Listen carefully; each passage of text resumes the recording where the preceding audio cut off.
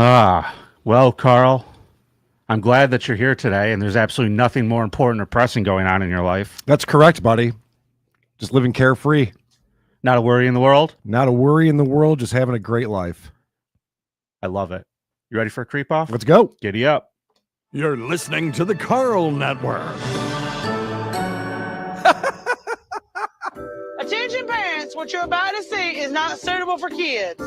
Shoot, it's not even suitable for some grown-ups. You might want to walk away now if you ain't into these type of things. If you're a kid, don't get on here, okay? See, that's how you do a disclaimer. Okay? You tell the kids to get out the fuck off the damn page. I'm going to give the people what they want. Sensation, horror, shock. I'm going to deliver the goods because I'm alive and I'm not backing down. Cuckoo, cuckoo.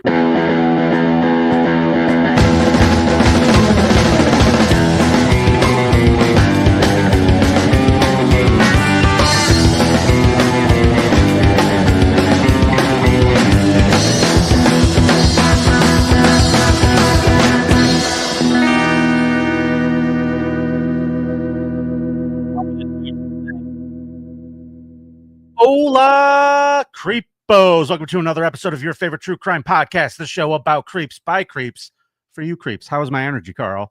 Perfect, buddy. Just check it. Yeah. Welcome to the show, everybody. It's a big one. Karl is here. Say hey to Karl, folks. Hi, Karl. Hi, Karl. All right. Got anything you want to say? No, Vinnie, it looks like I got some sun this weekend. I was out at the pool a lot. I was out at the Hoochie Festival. Yeah, how was that? It was great. The Ice Stubbs had a great set on Saturday, and then I went back and saw Mo and Dark Star Orchestra, a Grateful Dead cover band. I went there. I know who they are, yeah. Lucy Tightbox last night. I didn't realize that she's a closeted hippie. And so we were watching that. I counted no fewer than 5 mistakes in their first 2 songs. And I'm like, listen, the Dead made mistakes all the time. There would have been 10 if it was the Grateful Dead actually Right, played. but still, I would think that they would learn the songs since they're a cover band playing the songs. I was a little weirded out by that. What parts were they messing up? Like the actual lyrics or just like the music? The bass player was hitting the wrong notes and there were wrong chords being played. It was a little sloppy. I'm with Clay Dabbler. You're such a nerd. Okay. I'm just letting you know about my carefree, fun weekend that I had. All right. It's a Monday. Okay. We're all back at it. We all got to face reality. Hopefully, I don't have to face reality anytime soon. Why would you? Why would you ever have to face reality? Why would I ever have to face reality? Point Devil Point coming up at 4:00 today on the Hoardy's podcast channel. Should be interesting. I wonder if you have anything to talk about. We'll have a few things to talk about. Great. Well, let's remind everybody about the show that they are watching right now. Karl had a nice laid back weekend. No, not eventful. Mm-hmm. This competition today, though, I'm sure you brought it because this is a contest, right, Karl? Yeah, this is the only true crime show you're going to watch where the 2 hosts compete to bring the biggest creep in a certain category. Vinnie and I will both present who we think's the biggest creep from Canada today. And then after we present our creeps, you will go to thecreepoff.com and vote for who you thought brought the bigger creep. And of course, once one of us gets to 5 victories, the round is over and the loser has to spin the dreaded wheel of consequences. And so we keep score and we keep track, and we do that with our results girls. Now, Karl, before we bring in our results girl today, I have to say, you and I aren't the only ones who are going to be bringing in the biggest creeps from Canada. Oh, no? But we're going to talk about that in just a second. Let's get the results from last week. From today's results girl. Can I get him a hell yeah? My hell yes here, baby. Oh. Hello. Happy Super Chat Monday. Happy Echo Results Girl Monday. Hold on. I forgot to play her jingle.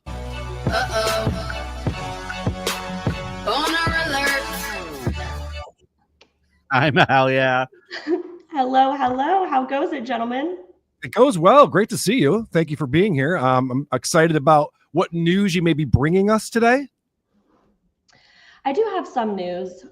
First, though, I got to say, this economy, pretty rough. I personally have been trying to think about the quickest way to $3,000 in the Dabbleverse. I have options. I could punch Karl in the face, or I could get paid to send Aaron to jail. Yeah. What do you think would be easier? For me, punch Karl in the face. I'm thinking about it. Hold on. Still thinking about it. All right. Options. What's up, Kevin? Part of the tune in. He's gonna have to pay up in a minute. You keep talking. So, but hell yeah! Last week, what was our category again? Creepiest camp counselor. Okay. So, who won that shit? I do have some news. What were the results of the voting, Mahalia? I came here. Let's stick to business. In the category of biggest creep camp counselor, with 75% of the vote, the winner, I know, the winner is Karl and David Wayne.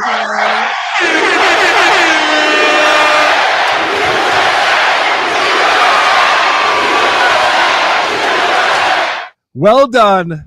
Well done, Creep Off listeners and viewers. You got this one right. I did bring the biggest creep last week and was so rewarded with a point, a much needed point. All right, we're tied now, right? 1-1. 1-1. Round 32 is now tied 1-1. Beautiful. Round what? 32. Jesus Christ, we've been doing this a long time. We've been doing this for 5 years, bud. Wow. We started right at the beginning of COVID, like a month before anybody knew what it was, remember? Yeah. We used to do this when the club was completely shut down.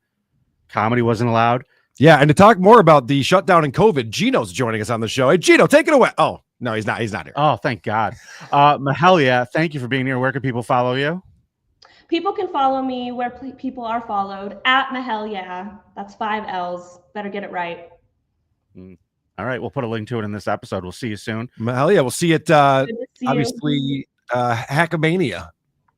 3.0. Not too soon to start looking ahead. All right. All right. See you then. Get the fuck out of here with that bullshit news. That was good news. That was well done. All right. So listen, I teased a guest today because there's going to be someone competing for a point for the guest column, Okay. Karl. You know, currently it's 1-1, you and I, but the guests have 3. Oh, shit. So if this person wins this week, that means that the guests will be on game point. Joining us from the Shuli Network, please welcome Anthony Zenhauser. Hey, Zen. See that, Lady K? You see that? Uh-oh. This is the Uncle Rico show. What's going on, Zed? Good to see you, buddy. Not much. Vinnie brought up recently that we're both getting sued, and that's going to be exciting to talk about on PDP later. But I told him he's also involved. In some shape or form, he's trying to back out of this whole I'm with the Dabbleverse. I'm with Karl. What do you mean I was trying to back out of it? You're like, because I'm like, that affects you too. He's like, how does that affect me? I'm like, it affects you too, brother. We're all going down together after he fucking successfully sues us for $600,000. Well, after he wins, if he wins, and Karl has to sell one of his houses or both, who knows? Yep. Who knows? I mean, it's really not going to affect me. I stand by that. With friends like Vinnie, right? No, Right. but like I'll go to court and shit. Yeah. He'll report on it, of course. No, I'll go to court. I'll testify for you. Or John, whoever. I don't want you. Whoever needs I me. don't want you anywhere near there. Really? Nowhere near there. Hey, you know what? Vinnie. It is Super Chat Monday that we're celebrating today before we get into our category of Creepiest Canadian. And I want to thank the people who are celebrating with us. Anywho, new members, Karl. Thank you very much for becoming a YouTube member. Of course, you get the bonus shows. Wow. Let's talk about the bonus show we did last week. Are we allowed to? Oh, we sure are. Out in the open? The first episode of Weight Watchers, our secret club that we're in with Dick Masterson, Johnny the audio engineer, you and me, Taylor from PKA. Yep. And Dick put together a phenomenal presentation for that. I really enjoyed it. Yeah, Dick did all the work. No, you did great too, Vinny. Jesus Christ, it's like fucking Like another wife. I know. No, you're also sweet. Oh, thank you. You're the hotter one, though. But how's my energy? Remember when you said Dick Masterson did all the work? I'm fucking with you. I am thrilled to be a part of it. We're basically piggyback off of what Dick has already done with a great segment that he does called Fat Watch. And the idea is to make a supersized Fat Watch and create a fraternity, as Karl said, with the Weight Watchers. And it's a little bit like the No Ma'am Club. I'm Married with Children. May have stole direct inspiration might be from it. Some elements of that going on. But anyway, that was a great bonus show. If you're on you're a YouTube member or if you're on our Patreon, you have access to that. That's what I meant to say. Bethany Klein is a new member. Thank you very much, Bethany. Nailed it. Chris Primer, thank you for the $5. The stuttering John Army is ever vigilant, Lady K. When the Duke says wait for it, he means it. Your next log cabin, Larry. Boom. Yep. Bagsley, new YouTube member. Thank you, sir. Drunk Engineer, thanks for the $5. Nice to see Karl showing his face. I figured he'd be halfway to Costa Rica to escape justice by now. This is a green screen behind me. I actually am in Costa Rica. He's actually on a plane on his way to Thailand. Right. Right. Don't ask why he picked Thailand. Riley and friends, thanks for the $5. Vinny is the most energetic, chubby co-host who wears hats. I agree. Not so chubby anymore, man. You're looking svelte. Working on it. Listen to the YouTube fatties compliment each other. Zed, you look great, baby. Next picks, thanks for the $2.79. Always love it when you two take us Canucks down a peg. Well, you guys need it. It does need to be done. You guys are getting real snooty up there. Riley and friends, thanks for the $5. Weight Watchers was already amazing, so imagine how great it'll be when Johnny fixes his audio. Amen. Yeah, his internet connection was not great. Weird Comments, been a YouTube member for 14 months, and he used his free post to say, hey, I'm a YouTube member. Cool. We see you, buddy. We see you. Jimmy I, thanks for the $5. Zen can make fun about lawsuit. He doesn't have to pay $50K in legal fees like Karl and Shuli. Plus, he has DoorDash to fall back on. That's a good point. Well, so do Karl and Shuli. Well, maybe more Shuli than Karl. Yeah. I don't know how Karl would do with DoorDash. I don't think I do well. Yeah, Shuli doesn't work after dusk on Fridays, though. So he doesn't make a lot of that good money. That's a good point. Well, guys, I believe it's time for a contest. It is going to be Creepiest Canadian round 2. And because Karl won last week, that means he has to go first. Zen, I'm going to give you the coveted last spot today. You get to close us out on this. And Karl, why don't you take it away, buddy? All right. I bring a creep named Ashley Kirilow. And in 2009, she discovered a lump on her breast, Vinny. This is a very scary thing. Well, very at least she has 2, right? Vinny, this is no laughing matter. All right, buddy. There's a lot of people who are affected by this, and Ashley was one of them. And the news did report on this in my clip number 1. All right. This woman's story of her struggle with cancer unleashed a wave of compassion and donations of cash. But now there's a different story. Briar Stewart explains. So she did start up a little charity, and she did some events to raise money for this illness that she had.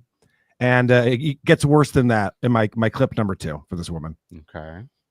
She kind of looks like your sister-in-law. She claimed her parents were drug addicted and disowned her.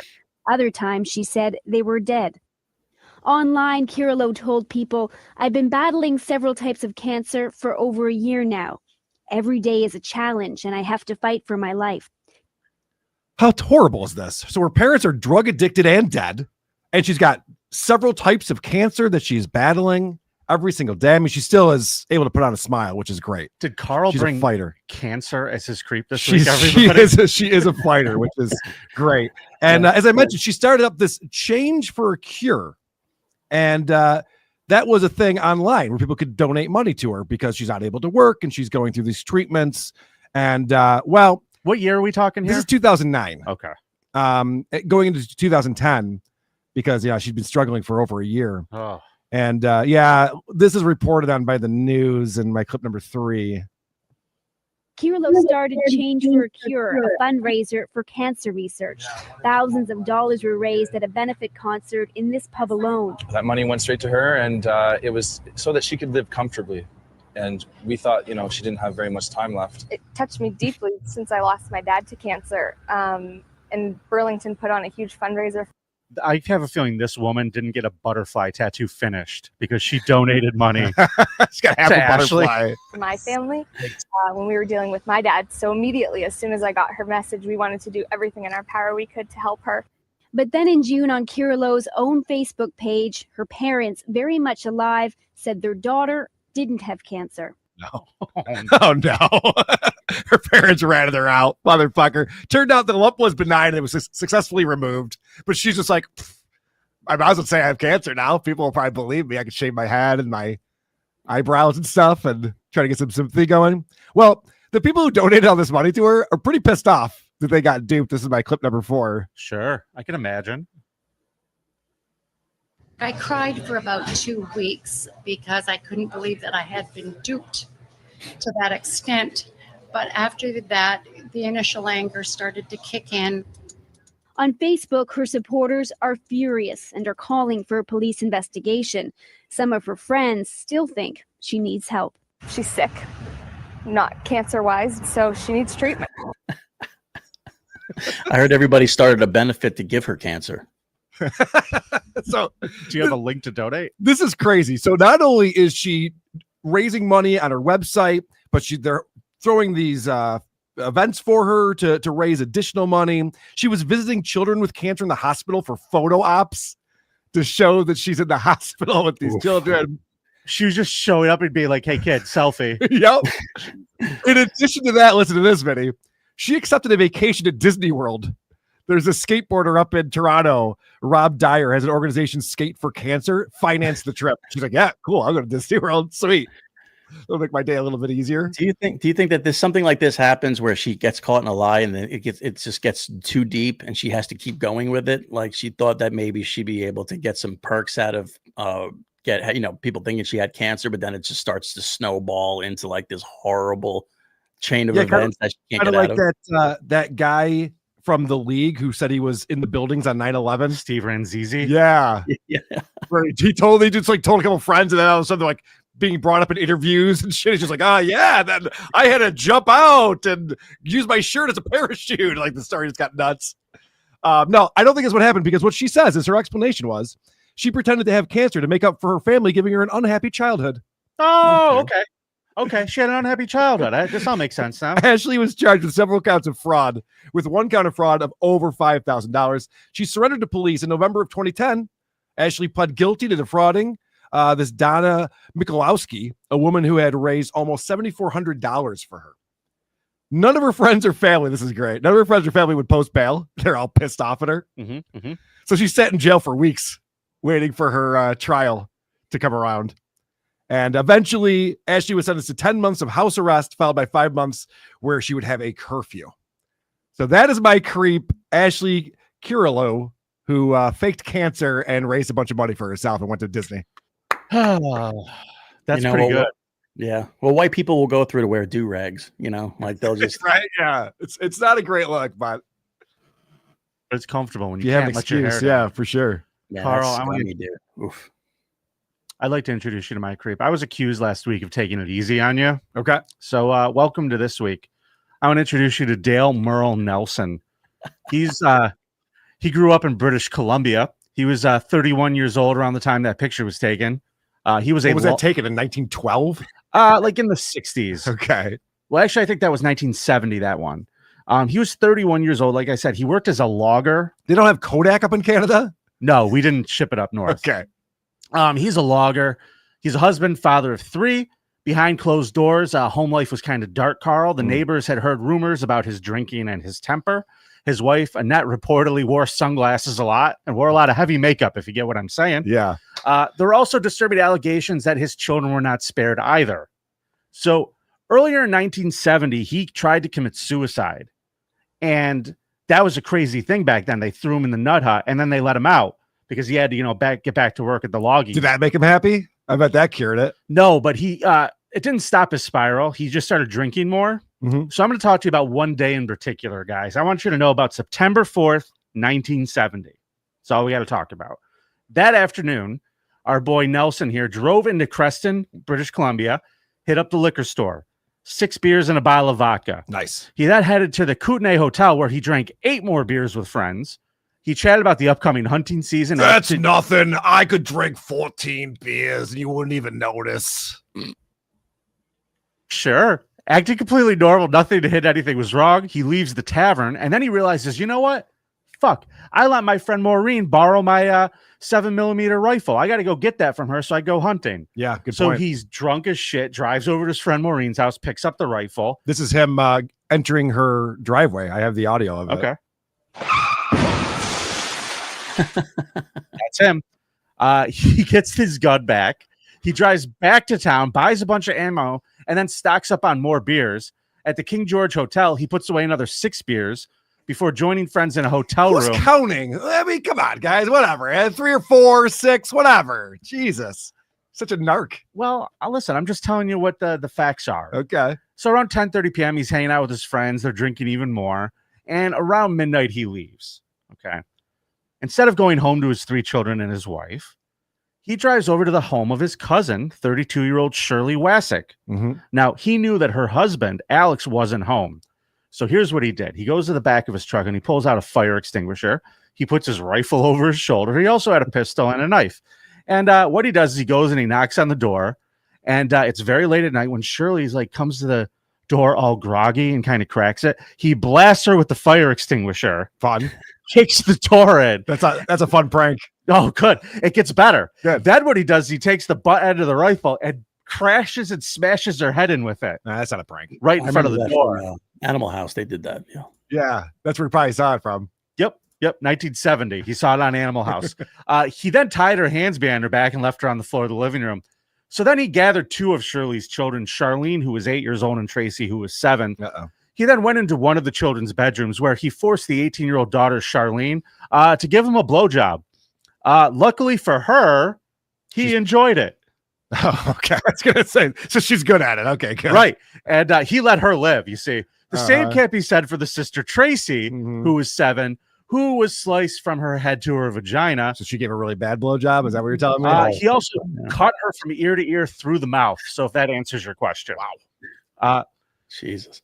Around that point, the 12-year-old daughter, who was asleep in the house, woke up because she heard her mother's cries from the living room. She goes down there, sees her mother in a pool of blood with her head basically smashed in, just going, eh. She unties her mom. That's when Nelson comes out of the room after murdering the other daughter and sees her. She grabs the fire extinguisher that was laying there, and he starts chasing her through the house, right? So they're running through rows, and she takes the fire extinguisher and she smashes out a window and dives out the window and runs for help. She gets to the neighbor's house, and guess who she calls? The Mounties. Okay. So the Mounties come running, Karl. And when they get to the house, Nelson's truck was still outside, right?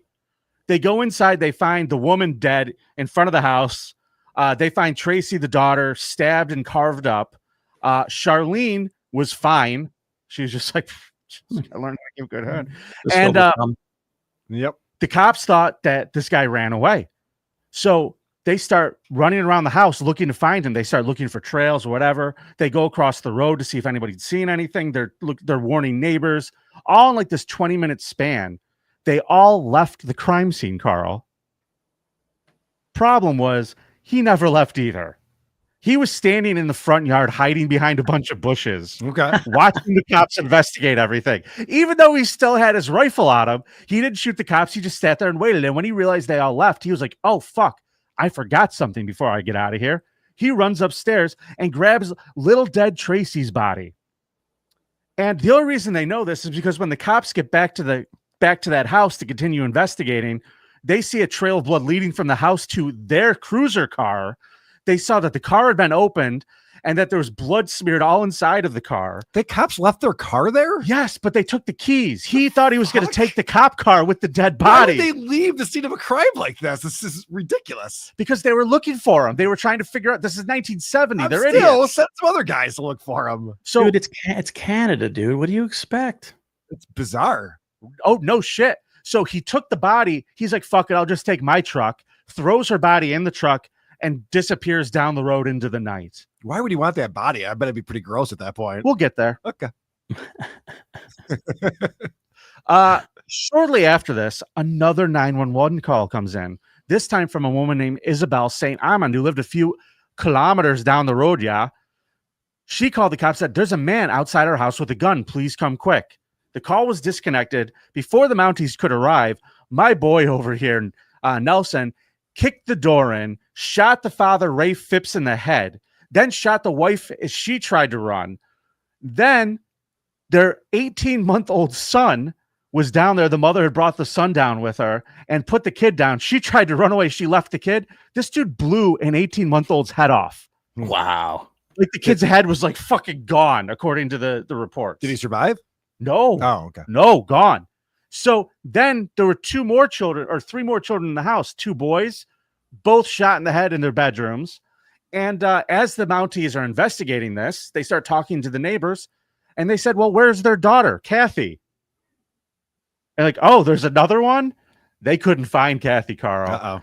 And they couldn't find our boy Nelson either. The next day, police found his car. In it, he left a hammer, which had human hair stuck to it. Didn't look too good for Kathy. Oh, boy. Within 40 meters of the car, they found a human arm, then a head, then a leg, and eventually the torso with the remaining arm and leg still attached. So dead then? Yes. Okay. That was little Tracy from the first house. Right. Now, autopsy revealed the postmortem on her showed her internal organs had been removed. Some of that tissue was missing entirely, and the pattern of cuts were consistent with deliberate removal rather than postmortem animal activity. We'll get there. Fill you in on that in just a minute. Mm-hmm. So later in the day, they found Nelson asleep, I guess probably pretty tired, a little hungover from his long day the night before, and he was arrested. And he was like, oh, what did I do? And they were like, well, you murdered a bunch of people, you hoser. And he goes, oh, did I? Oh, shit. You know what? There's another one down the road. Here, let me show you where I left her. And he walks the cops 200 meters down to with the final body. And they found little Kathy tied up to a tree, completely dead. She had been sodomized, stabbed in the back, gutted. Next to her was a bloody empty wine bottle. And remember those autopsy results I told you about the first girl? Yeah. So they asked him later, after he's been arrested and in prison, what the story was with that. And apparently he had attempted to eat part of Tracy's organs, but he didn't enjoy the taste. Yeah, I wouldn't think you would. So, but what he did add, and I wish I was making this up. So if you want to mute this for a second, go right ahead. Oh boy. He added that he did find some undigested cereal in there and that he did snack on that. Come on. You're making this shit up. He had a bowel of cereal, Karl. You're making this up. I'm not making this up. A bowel of cereal. You're just making shit up. Did I'm not making. Did you ask ChatGPT to create a story for the No, Creep Off today? just go Google it yourself, motherfucker. Nelson went on trial for the murders of 8 people, Karl. He claimed insanity, and then he also claimed that he was doing LSD. The jury didn't buy it. In March 1971, he was convicted and sentenced to life in prison. Prosecutors made it clear that if he ever got paroled, they'd try him for the remaining 6 murders. So they only found him guilty on 2 of them. And they held the other ones over his head if he ever did get out. If some judge ever did let him out, they'd put him on trial again. You know, I've done LSD before. I just want to listen to music. You know? Yeah. I'm not even interested Maybe in murder take a walk, or rape or go someplace with bright lights. Sure. Have fun. You don't eat cereal out of a dead girl. No, I never have. Nelson died in prison in 1999 at age 59, leaving behind a community still haunted by the night of this fucking terror streak. So that is my creep this week, guys. I really hope you'll go to thecreepoff.com and vote for Dale Merle Nelson. Thank you kindly. All right. Well, Vinnie, that was decent. Not as creepy as my creep, but how do good. you fucking figure? Oh, I tricked people into sending me to Disney World. I mean, my creep was a creep for over a year. Your creep had one night where he was kind of off his game, but whatever. I don't know. I feel like it's less creepy and just more disturbing. You know, like I feel like to be a creep, it's that's like an overkill to what the word creep is. I think Vinny took that one a little too far, don't you? I mean, we can all look up Canadian serial killers and bring up a creep like that, but I feel like there has to be something really special about that person. Eating cereal out of people's entrails, that is something we have to factor in, though. That's a new one. We've covered a lot of crazy shit on this show. That's a new one for me. He said he found undigested cereal and that he did eat that. He fucking cut open this girl's bowels, looking and fucking like, this is chew your food, people. Yeah, amen. And it probably wasn't even good cereal. We're talking like back in the 1970. Zen, you got a creep too, right, buddy? You probably I do. Too. Yeah, I do. Were we ready for that, or do you have something else to add? No, go right. Let's do it. All right. Yeah, this guy didn't kill anybody, but I think he belongs in the Creep Hall of Fame in Canada.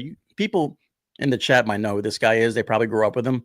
Fergie Olver. Fergie Olver was a game show host for a show called Just Like Mom from 1981 to 1985.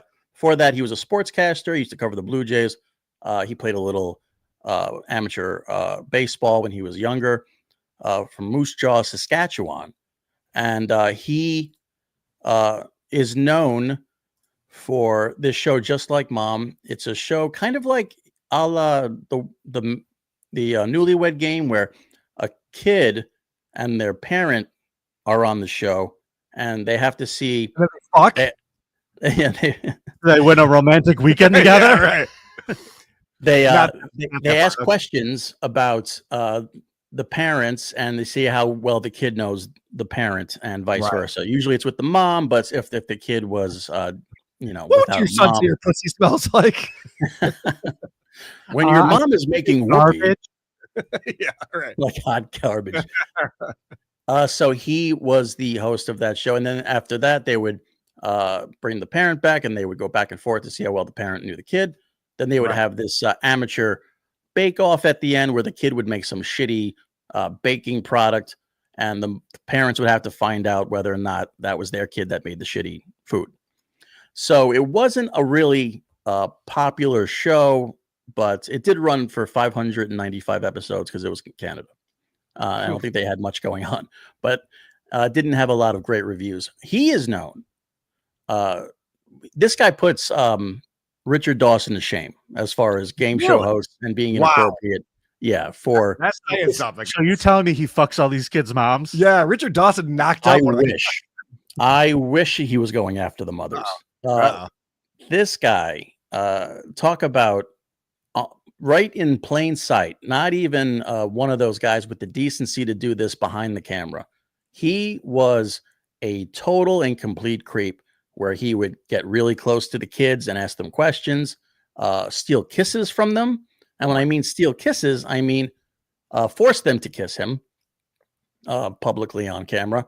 And everybody was kind of cool with it because it was 1981 to 1985. They didn't have a lot of problems with that, I guess, back then. You were allowed to kiss kids no tongue on television. It's true. But he was being right. He was being doting. You know, he's just kind of like being affectionate to these kids. So after that, a lot of these kids came forward and were like, yeah, that was pretty uncomfortable. I really didn't feel that was appropriate. And he is known. Jizz. Is that something I should complain about to the producer, or should I tell the showrunner? Who should I tell? I'm trying to answer the final question. He keeps putting my hand on his boner. It's a fucking. Yeah, how it's am I supposed to distracting. concentrate? If you watch the the second video I sent you, Vin, it gives you a little background of who this guy was. And I have to talk slower. I'm sorry. I must be stampeding through this because I'm so excited about being on the Creepo. Yeah, I was almost going to call you Lori. How could I miss? Oh, it's very easy. You're both very pretty. You have green eyes. That's young Mike They're Myers, not by the way. blue. Now, don't tell me that. Hold on. He got her eye color wrong. He's that horny. He couldn't tell the color of her eyes. Okay. We've done that before. They're green. Jesus Christ. Is this against YouTube terms of service? Am I allowed to show that? Get a room. What the fuck? What the hell? Yeah, pretty disturbing stuff. And not just with this kid, but a lot of the young ladies that were on the show. He was actually married to his co-host, who was a Miss Canada at some point. They didn't last long. They divorced probably in the late 80s. But he is still alive. Say it again? When she got out of elementary school. Yeah, she aged out of the Fergie Olver business. But he is still alive and well. No allegations were brought to him, no lawsuits. He kind of got away with it scot-free. I mean, he is known across the internet for being this huge, horrible creep. And it's a Cinderella story. The guy, he made it. He's great. He's doing a great job. I would like to answer this question in the chat. Is that a young Cardiff on the show? Yes, that is Cardiff Electric as a child. Is there more to this video? I want to watch more of this guy. Is there more on this? There's more to this video, yeah. But there's also the other video I sent you. It's just a little introduction on who he was and what his background was. But I pretty much told you he's just a game show host with a dream and a penchant for young girls. Wow. All right, I just got to see more of this. Such a creep. You talk he's about so getting dumb. married and having a family and things like that. It's just the fact that he's that close to that. I mean, that doesn't give you that chill of just knowing that he's that close to her. He doesn't look comfortable. No, not at all. She did not anticipate this. He looks like Jim Ross a little bit, and that makes me uncomfortable too. What do you do when you're 11 years old for a date? Where do you go? What are some things you do? Is he asking her where she goes on a date? That's weird. Are you fucking kidding me? That's a little weird. Hold on. You just walk home from school with each other. Oh, you walk home from school with each other. What route do you Okay, take? what category? Do you hand out kisses, Jennifer? Oh, crazy. Like a young lady who likes to give lots of. I'm assuming that music came in post. It wasn't part of the show. Carl added that. It was sweeps. Not really. Not really. Stop pulling it so. Not really.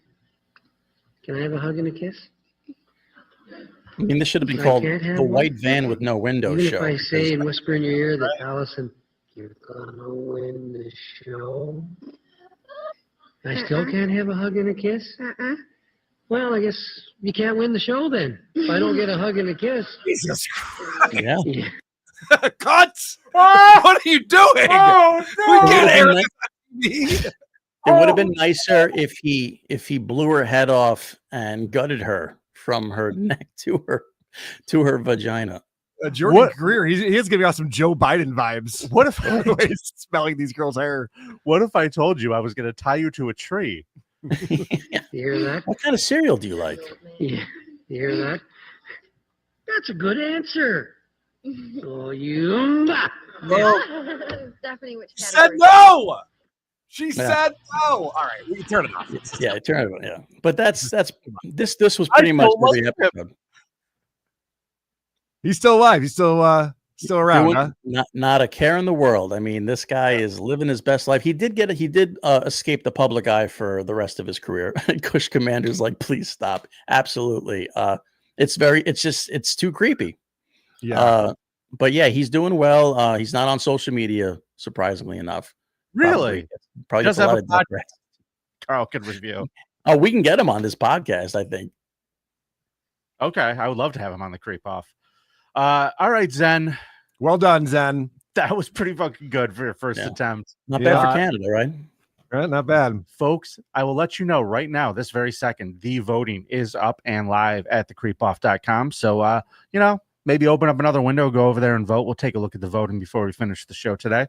But let's take a second, Carl, and finish up with our super chats because we've had a bunch coming in. Captain Blackbread, thanks for the $5. Sent a late voicemail. It's important. Don't forget to play it. Also, happy Super Chat Monday. Same to you. Do you have that voicemail, Vinny? Yeah, I have voicemails. I'll play when we get to voicemails. Great. Just asking. Tickle Me Tukey. Will Cardiff be a part of today's show? In our hearts. A young Cardiff we just saw. Tickle Me Tukey also says, no discount Don clip. Oh, hey, Tickle Me Tukey. That's pretty good. Rocco or B, thanks for the $2. I'm willing to guess that cereal wasn't all bran. Of course not. Stuck around in the colon for a while. Michael C, down 99. My creep this week is Carl's hairstylist. Wow, you've gone too far, Michael C. Riley and friends, thanks for the $2. A real serial killer. Love it. Nice. Michael P, thanks for the $4.99. Welcome to 1970s Canada. Our cops are dumb and the cereal is undigested, but the teenage head is first rate. Go Bills, Michael Go Bills, P. Michael P. Oh, Canada. Oh, Canada. Carl, I know what time it is. Do you know what time it is? I think it's time for my cop cam. I can't wait to see Carl's cop cam. Fight with the cops for no reason. Will you please show me Carl's cop cam? Lose all your rights, ruin your life. We got a wild one today, Vinny. Oh, I can't wait. Oh, Gavin sent this in. Thank you, Gav, for sending this. Clip number 1. We're going to meet this fellow, Zachary. All right, here we go. Why did you stop? I'm stupid. On the night of December 1st, 2024, police in Bryan, Ohio respond after a Walmart employee calls to report that a man with outstanding warrants is shopping in the store. The man, Zachary Shervanka, is wanted in Indiana on vehicle theft charges. Okay, so for some reasons, this guy's wanted for stealing a car. For some reason, a Walmart employee narcs him out and calls the cops on him. Hey, that guy who was stealing cars in Indiana's in aisle 3. Yeah, right. It's like, wow, fucking employee of the How year. does this guy know? I don't know, but he calls the cops. The cops show up. And as he gets to the parking lot into his van, the police are there to talk to him about this warrant. And he does not want to talk to the police about his warrant. In fact, we're going to see that he decides not to talk to them and leave his girlfriend Abigail behind. My clip 2. Arrives, Zachary is sitting in the van, but he won't be sticking around for a talk.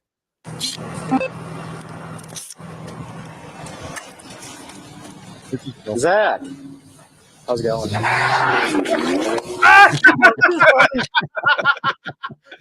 He's out of there.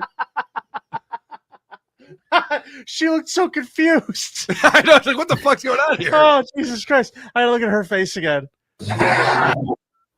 Oh, hello, officer. How are you doing? She looks like a nice lady, works in a library. Sure. He's running. All right. So the pursuit is on, the chase is on, and we're going to learn some important details in my next clip here. Okay. No, it doesn't help to call the guy by his first name when you're a cop going up to the car. You know, start with, Right. "Hey, sir, can I talk to you for a second?" Yeah. Hey, Karl. Like, fuck. Wait.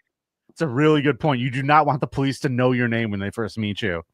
The officer gives pursuit, but the chase is especially risky because Zachary hasn't just abandoned his girlfriend Abigail in the Walmart parking lot, but has escaped with their 5-year-old daughter and 9-month-old baby boy in the van.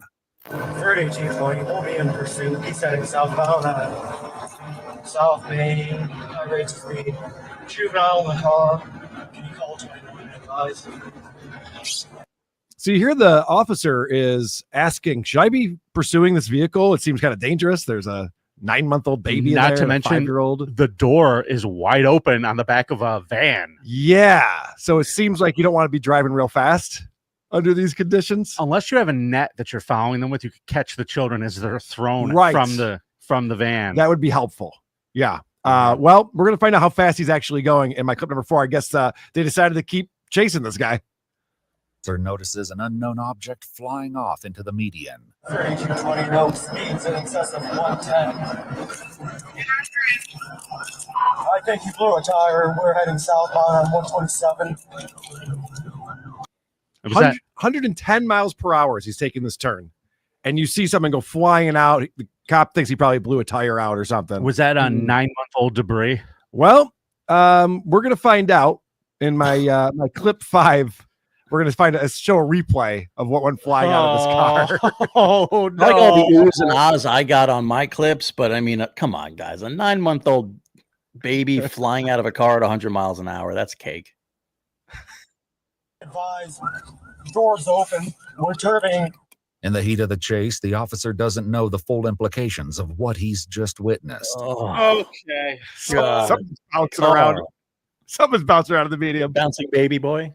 Yeah, I don't know why the show isn't more popular. I really try to promote it. It's just, I don't know what's the problem. Do you remember when this segment used to be just drunk women? Yeah. Get thrown out of places. Well, so he sends a message back to his girlfriend to let his girlfriend know that, yeah, an oopsie just happened. He messages the girlfriend. Yeah, check this out. So not only through all of this, he's chasing the cops at 100 miles per hour. A child is falling out. He's texting and driving as well. It might have been a phone call. I'm not sure. Oh, dear. Everybody with a 9-month-old baby, please text me back. Not so fast, Abigail. But after a nearly 15-minute chase, the police sergeant calls it off, citing risky road conditions. He's heading westbound on 6 still. The conditions on this December night are frigid, which makes it all the more horrifying when Zachary calls Abigail to tell her what he did with their baby boy. I dropped heading towards Defiance by the stop sign, and then there's a road that has a curve where you can go towards like Hicksville. Okay. He said I left him right there by that stop sign where the curve is. Can you take me there? Just do you think he's telling the truth that he just left the Zachary's message to Abigail isn't quite the whole story, as police will later learn when they review the dash cam footage. Yeah, It shows that the object flying from the van was no tire. It was Zachary and Abigail's 9-month-old baby, still strapped into his car seat. Like I was like, yeah, so I dropped our kid off. You might want to go find him. As if he like just pulled over. This is going to be dangerous. Here, you wait out here. Your mom will be up back shortly. I don't know why she's so upset. She's the one that put the car seat in, you know? Right. Yeah. Good point. Dads. All right. So Abigail gets in the cop car and they're like, all right, let's go see if we can find this baby. And the search is on in my next clip.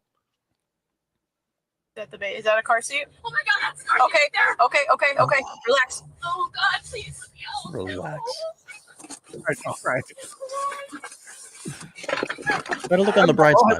Here. Yep. You're fine. He's okay. Yes.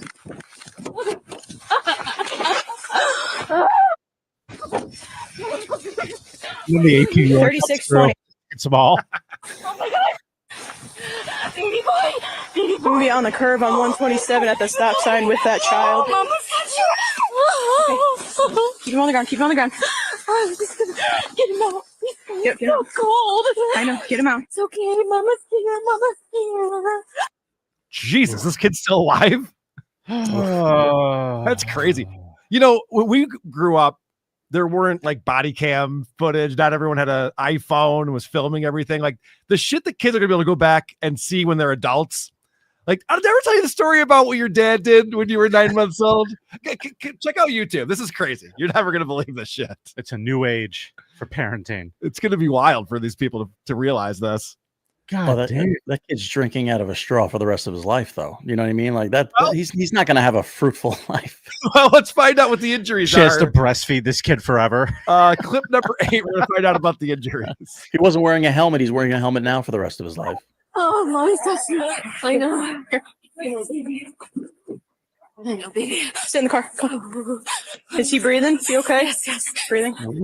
According to the police report, the baby had deep tissue bruising and was transported to a children's clinic in Toledo for further examination. It's not until the next day, when Edgerton police get a trespassing complaint, that they find Zachary. Okay. So this guy gets away. I don't know why they chase him for 15 minutes just to abandon that. That seemed pretty dumb on the officer's part. There's still another kid missing. Yes, that is true. So we're going to find out about that in my next clip, number 9 here. Oh, no. The police found Zachary's van parked in a field behind the bushes the previous night. He'd also left his 5-year-old daughter at an undisclosed location before disappearing on foot. Police department. Let's go.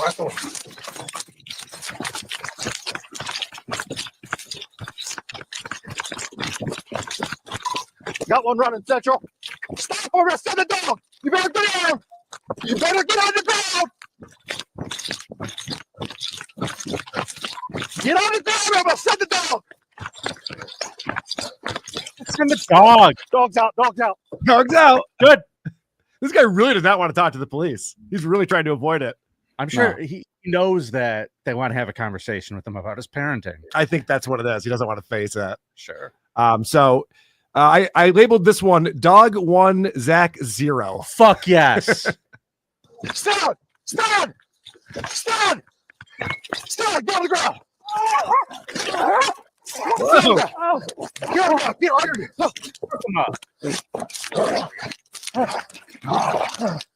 Stop fighting! Good! Help! Loose! Help! Please stop! Please! All right, stay still. Stand still. Even police dogs like to unload on these perps a little longer than they need to. Yeah, they show that dog the footage of the kid in the carrier. And I was like, oh, I'm taking this fucking guy out. He was pissed. All right, well, I just have one more clip on here. You have 2 more clips here. Oh, good. I didn't label that in my notes. So let's find out why this guy decided to run from the police. Why did you stop? I'm stupid. Huh? I'm not smart. I'm dumb. All right, what you got going on in your mouth? Let me see. Your nose? Did you hit your face on the ground or something? Yeah. What'd you do, fall? Huh? Yeah. It soon becomes clear that Zachary has paid a high price for his folly. Well, you might be lucky you had a couple of layers on. Yeah, baby. Huh? It is dark. I'm sure. It don't feel good. Oh. All right. I get some stuff to clean it up. Well, if you want to put your coat back on, that's fine. Even with a significant dog bite, Zachary's concerns center around the cold air, the tight handcuffs, and his missing glasses. He doesn't utter a word about the health of his baby son. I would love if this video took a twist and they were like on his side, like they were Team Zachary at this point. It's a good thing he had layers on, or that dog really would have hurt him when they attacked. That dog went way too far with this. What the fuck? So he's got a dog bite on his arm. He smashed his face. He's not doing well, and I still feel like it's not enough. But he's such a crybaby about it too. He's being such a little bitch. Yeah, and he took the reverse Fredo defense too. He's like, "I'm stupid. I'm not a smart man." Right? Yeah. Not like everybody says. They all say I'm so smart. I'm smart. They can give me everything. I'm responsible. All right. The last clip I have on here, I believe, is what the charges will be. At the police station, Zachary would characterize his decision to race away from Walmart as a dumb decision and admit that he wasn't thinking about the kids.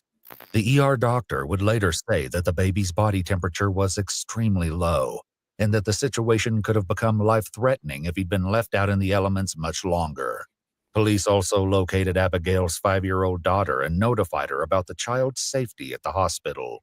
Zachary was charged with 2 counts of failure to comply, 1 count of trespassing, 1 felony count of assault, and 2 counts of endangering children.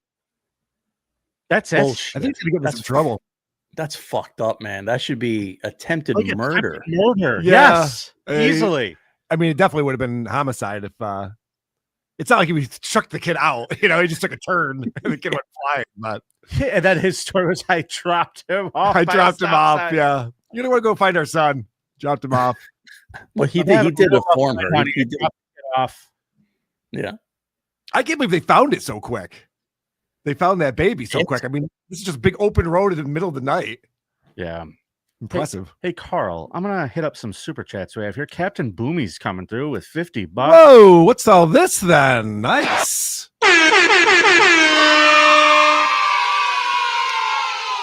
Captain Boomy's had herself a fab floating weekend. Let me on to win another guest point. Zenhauser nailed it. Point in the bag. Oh, stop it. I Stop think- it, Captain Boomies. Listen, These are your fans. We gotta go through the vote before we know. That's true. We got a couple more coming through, but Captain Boomies, thank you so much. We appreciate you supporting the Yes, show. thank you very much. Ebony, thanks for the $4.99. Creepiest Australian sequel episode start with the young Einstein movie star Yahoo Serious, who's been found squatting in an elderly neighborhood's house. Elderly neighbor's house. Is that true? That's funny. I think it's pretty good. I want to check that out. I will check that out. I'm absolutely into that. I want to find out the story there. Karl, Do you remember that movie? it was terrible, wasn't it? It's a classic. You like it? I don't remember it. Exactly. I don't remember There's it at all. nothing about it. I think I failed a few tests because I thought it was historically accurate. I was writing. Yeah. Oh, fuck yeah. I hate when that happens. Didn't Albert Okay. Einstein have done rock and roll? Because I think he did. Next picks. Thanks for the $6.99. The 3 great contenders, boys. Still, I think the biggest gay creep is either former PM Justin Trudeau or current Prime Minister Mark Carney. Yeah, I brought Justin Trudeau, so he was off the list for today. Yeah, Karl proved that he was Fidel Castro's illegitimate son. That I is believe correct. on an episode. That is correct. You have to find that one and tune in to get all the details. But Karl, I believe it's time for some voicemails. Okay. But your buddy Vinny may have screwed up. I'll fix it in post. Uh-oh. No voicemail stinger? I forgot to load it. It's my fault. Okay. All right. Here's Blackbread's message that he was all up in arms about earlier. Howdy, Karl and Vinny. Late message here from Blackbread. So, Vinny, you sent me an email back when I sent in my stinger, and you asked for the link to my show. So, would you mind telling everybody how you felt about that? Like, tell everybody how the show is. You know what I mean? Do it. Do it. You fucking won't. Oh, pure garbage. Drivel. What was the show? I forgot. I don't think I looked. He said, he calls in all the time. He talks about his show. They were trying to invite the Olive Garden waitress on. Right. And I said to him, hey, Send me a link. I'd be interested to check out your show.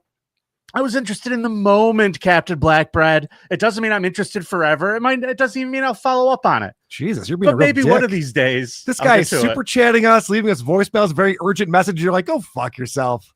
We're covering your show on the next episode of Who Are These Podcasts next There time you I'm go. on. And he's just like, go shit in a hat. Who cares about you? I did listen to it, yeah, man. I'm sorry. I will. I'm just kidding. This show isn't terrible that I know of. We'll let you know. I have a voicemail that came in. Please. Hey, Carl. Y'all, this is probably for the creep off, I guess. So y'all should have the Rock Gone Mad Instagram owner on y'all's, on the show as a guest, or at least like steal some of his content. That shit's so funny. Makes me laugh all the time. Alrighty, talk to you later. Go fuck yourself. You familiar with that? Rock Gone Mad? Yep, I know who runs it too. You do? Yeah. Maybe we should have him on the creep off. All right, there you go. If it's who I think it is, Yeah, good answer. I get it. I don't think so. All right. Fair enough. But it is a great Instagram, absolutely. We got some crazies around here. There was a video from the parking lot of my gym. Yeah. There was the cops had a dude the cop had his rifle out, like holding some white dude. It's in Monroe Avenue in Pittsford. Weird. Like at gunpoint in the parking lot because he threw a hammer at some other guy on the highway. Like he was in a fight on 590 and he threw a hammer at a car on the highway, then tried to escape, and the cops caught him in the parking lot of my gym. A lot of fun stuff happening in Rochester. Hey, Vinnie and Karl. So a lot of the consequences on the Wheel of Consequences are Dabbleverse, WATP related. And I thought, why don't you guys branch out and have stuff that's a little bit more mainstream? And what I thought about is watching the movies of the worst director of all time, Coleman Francis. All three movies are available on YouTube. You can watch them for free. And the loser has to do a live stream of watching all three movies. Karl, you feel like watching more terrible movies? I do it a lot, but who's Coleman Francis? I'm not Exactly. familiar with that. He tells us a little bit more. This is a Okay. pretty long voicemail. They're I wrote it down. terrible movies. I don't think that they're more than an hour and 15 minutes, hour and 20 minutes each, but they're god awful. And I think that would appeal to movie fans and, fans of bad movies. All the consequences are just, like some are funny, but some are like Dabbleverse related.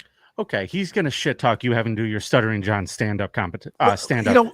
Let Kaylee watch bad movies. We don't watch bad movies on the creep off. All right. We like to watch good movies, guys. We did go see Naked Gun, Vinny and I, on Friday. We laughed. I heard it was great. There are a couple of things where Vinny and I think we missed 3 or 4 jokes in a row. We were laughing so hard. There That's was great. One stupid line in that movie that I've been quoted for like a week. It's funny. amazing. All right, more voicemails. It did get dumb at the end, though. One more time. It did get dumb at the end, though. Very. It got really Very. stupid. The first half of the movie was very good. 2/3 even. Yeah. Last act fell apart. I swear to God, if I get decapitated and use one of those little parting knives you use to cut apples, I'm gonna be fucking pissed. Thank you for letting us know, sir. Okay, I'd be bad too. I like all the constructive criticism you get with these voicemails and showing great, isn't how to make your show better. Wow, you guys should really watch these movies. That would make the show way better. So helpful. Hey, I was the guy who a couple years back gave you the creep report of the guy who used to be my friend, had so many images of CP, even on a Zune player and like 10 different devices. I think Karl's right. If he would have worked harder, if he would have done a little more, he probably could have had a lot more if it weren't for those dastardly feds that got to him first. Well, I'm glad they got to him. Yeah. So you're a legend, sir, for telling us your friend had child porn on a Zune player. Yeah. Because we've been making that joke for forever Yep, now. it's amazing. But no, we want the feds to catch them. We don't want these guys to work hard.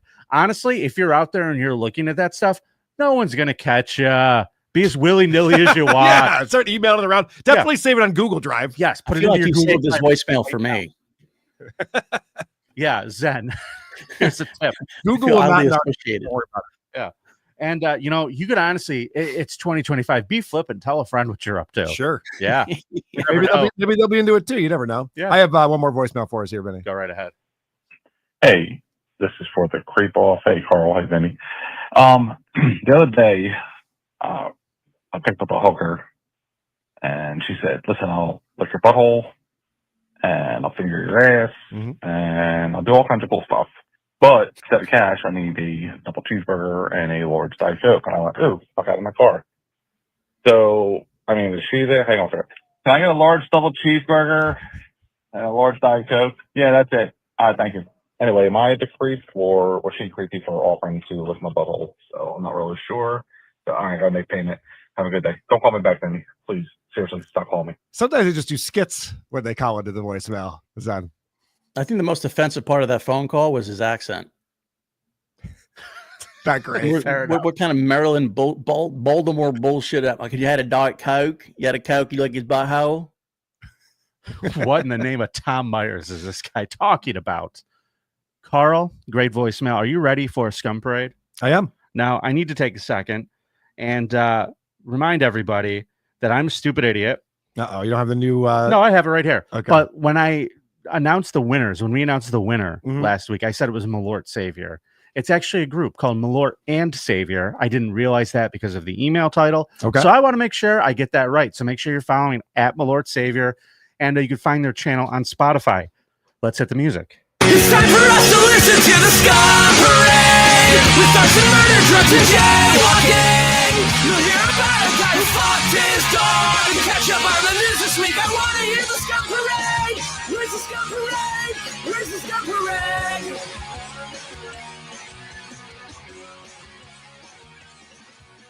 Thank you, Malort and Savior. We truly appreciate you. Karl, I want to introduce you to this guy. This is Lonnie William Corey. What the fuck is happening over here? Uh-oh.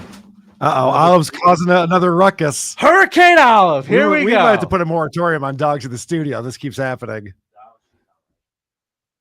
You don't worry about my dog. I wasn't. Let's talk about this man. He's 70 years old. He's a motorcyclist from Inner Grove Heights, Minnesota.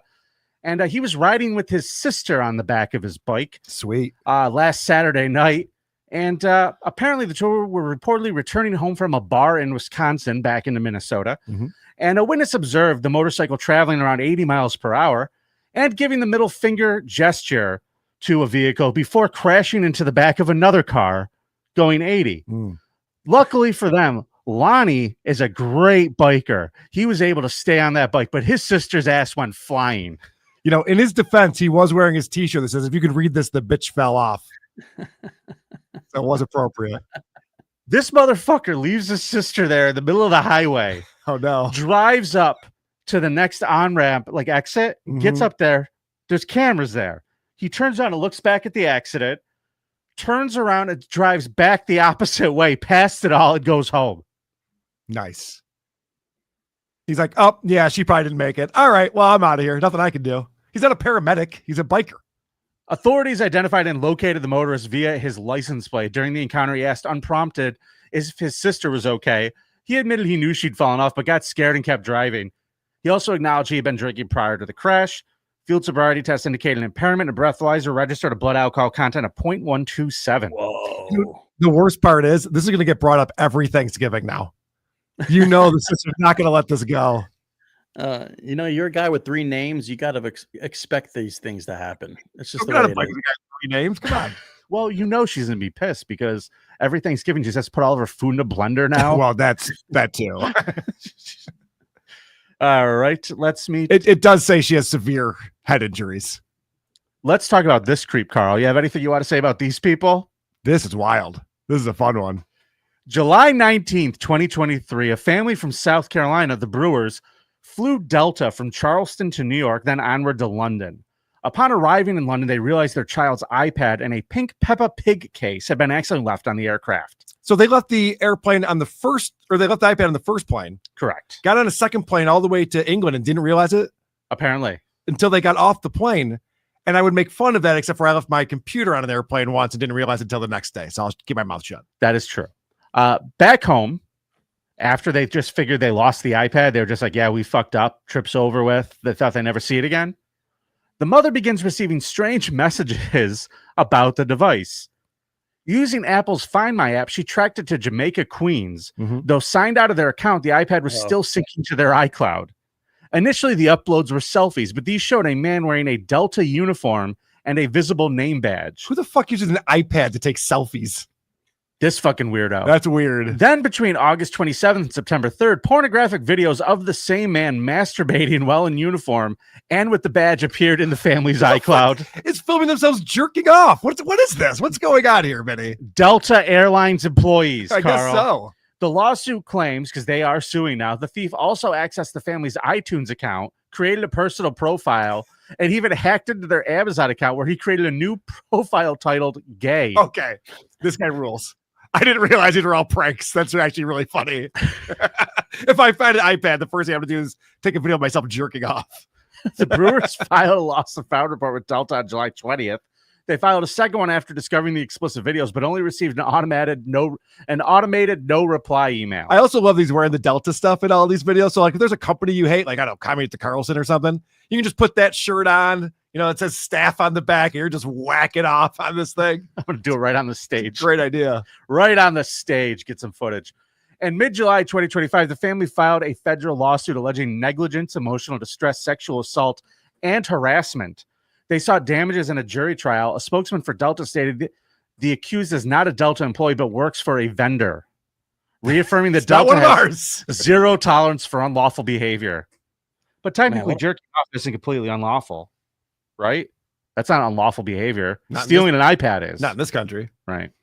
But I mean, what a way to ruin your vacation, right? You're just trying to have fun in England and you keep getting up. There's another one of him masturbating, Martha. Yeah, it's cupping the balls on this one. Yeah. Oh, look. This one kind of looks like one of those fuzzy hats that the guys at the Buckingham Palace were wearing.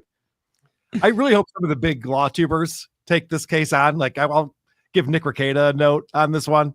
This is one that I think needs to be covered. Yeah. Well, that one hit close to home, right? Yeah. For him. So he's used to getting caught masturbating and being in those kind of situations. So what happens when you jerk off on your kid's iPad? Nick, tell me more. I just do coke off of mine. What the fuck's wrong with this guy? All right, Karl, I want to introduce you to this guy. This is Matthew A. Proctor. He allegedly beat up his 15-year-old son, triggering a seizure, and then beat him up while he was convulsing. The violent episode stemmed from Proctor's anger over someone at his home answering the phone disrespectfully. Proctor arrived home at around 11 a.m.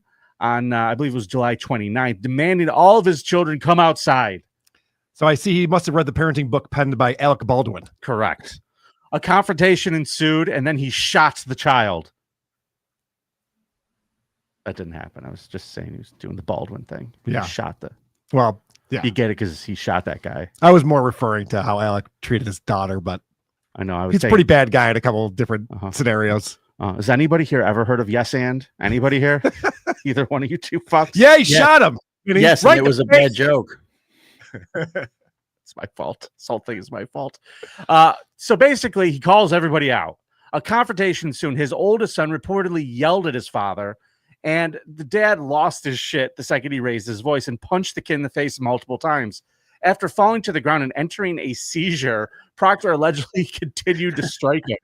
And then he took his younger brother with him, got in the car, and drove off. I'm going to be honest. I think this guy deserves to be spoken to disrespectfully. I see this as a total. This is just a whole example of tough love. You know, this would have happened to us when we were kids. Our dads wouldn't have tolerated this kind of thing. You're going to disrespect me? I'm going to come over there. I'm going to beat all you kids up. Yeah, the kid went into a seizure and he kept punching him. I feel like, you know, at some point, if you're trying to discipline your kid, when they start seizuring, maybe it's time to think that's how he got into the seizure. That's how I get him out of it. Did you ever see those amnesia shows where a guy gets clonked on the head? He loses his memory. Got to clonk him back on the head. Well, far be it for me to tell anybody how to raise their children. That's what I say. So he's in a lot of trouble. He faces felony child abuse charge, punished by up to 7 years in prison. And the preliminary hearing is scheduled for August 27th. I have a question about this article, Vinny. Sure, buddy. Why the fuck is it so long? I'm trying to prep for PDP this morning, and I just keep reading this article that goes on and on and on. I was like, yeah, we get it. The guy punched his kid, and they kept punching him. Do you notice how I did it so quickly? I read it too this morning, and I'm like, more? Like, do we need to know more about this guy? Is this guy famous or something? Why are there so many details? I don't even know why this is a story, by the way. Dad punches his son. Does this happen every day all the time? Well, they usually don't go into seizures, and they don't usually keep beating them. But I you know. This kid will probably be a famous comic when he's older. Can't wait. He Can't does wait look to like see he has a podcast at Gebhardt's, though. This guy really does look like Opie if he had it more together. He looks like a less unhinged Opie, doesn't he? Yeah, Opie with his shit together. This is leashed Opie. It's Opie with conviction. That's it. Let's meet this guy, this gem. This is Christopher Stephen McGee, and he is he right now he's being held prisoner, but really he's a prisoner of the heart. He was found guilty on Friday of second-degree rape after he allegedly cultivated an ongoing relationship with a 12-year-old who was the girlfriend of his stepson. Dad! Fuck! Fucking tucked his 12. Can you imagine walking in on that? Really, Dad?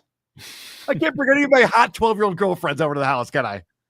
A child abuse, sex abuse investigation into McGee was launched in December of 2023 on suspicion he might be engaging in inappropriate behavior with a minor after previously having served time and been placed on the sex offender registry for the molestation of another 12-year-old girl in Texas. He's got a type. What they found was evidence that McGee was allegedly targeting another 12-year-old girl, this time the girlfriend of his then stepson. McGee, who was 34 at the time of the alleged offenses, was suspected of grooming the girlfriend to engage in a relationship with him. According to court records, in January, McGee had been held without bail since at least the beginning of November.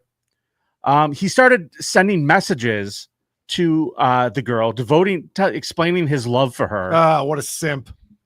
Imagine being in love with a 12-year-old girl. Ugh. What a loser. What is he telling her, too? Like, oh, that other 12-year-old girl means nothing to me. You are the only 12-year-old girl in my heart.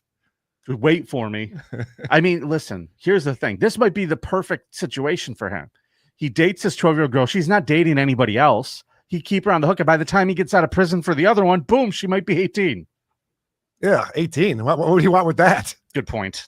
It's a weird way to father your kids. You know, it's like, hey, eat your vegetables or I'm going to fuck your girlfriend. He had some conversations with the girl's mother, Karl, which I thought was interesting. The mother shared it with detectives. She said that he said that he wanted to discuss what was going on, and he said he has feelings for your daughter, adding that he wanted to marry her when she turns 18, if it's still her desire. The man allegedly wrote to the mother, "I will respect her youth and look out and protect her." You know, if he lived in Afghanistan, this would be no problem at all. He also added, just in the wrong country. He did add, "You think I'm leading her on or manipulating her? I'm not." Yeah, she wears the pants in this relationship. Your bossy little 12-year-old is really keep putting me through it. Through the investigation, police found enough evidence to confirm their suspicions, including a photograph of McGee kissing the girl, explicit social media messages, and a nude photo of McGee in the girl's possession. Eventually, the girl did open up with detectives, reportedly telling them about 2 times she and McGee had sex, stating that in both cases they would meet in public places like the mall. This defendant's behavior is pretty disgusting, and he is going to be back in prison for sentencing, or back in court on September 19th for his sentencing, Karl. All right. Well, look, hopefully he'll go away for a much longer time this time around.